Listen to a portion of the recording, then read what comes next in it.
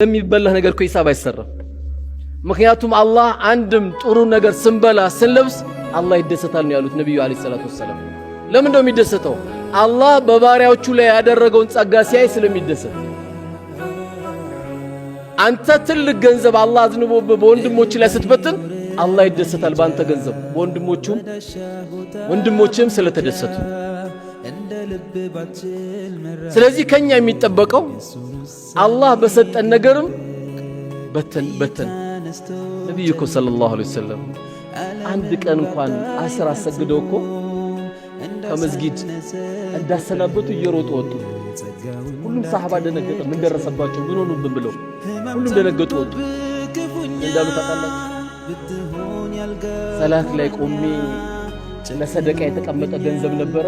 እኔ ቤት ስለቆየ ረበሸኝ። ሰላት ላይ ለሰደቃ ያስቀመጥኳት ገንዘብ ነበረች። 10 ሰላትን መሽጉል አደረገችኝ አሉ። 4 ረካዓ ሰብራ ሳጣቻቸው።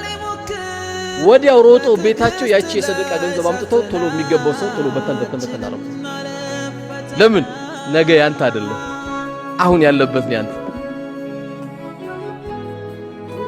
ስለዚህ የኛ ትልቅነት የኛ ያስተሳሰብ መጨመር ትልቅ የሚያደርገን ሰው ለምን ቀናብኝ ሳይሆን የምቅናቱን መድኃኒት ደግሞ እኛ መጠቀም አለብን። መጠቀሚያዎች ቤተሰቦችን ወንድሞችን ካስደሰትክ አላህ ከምንም በላይ ትልቅ ደረጃ ነው የሚሰጥ።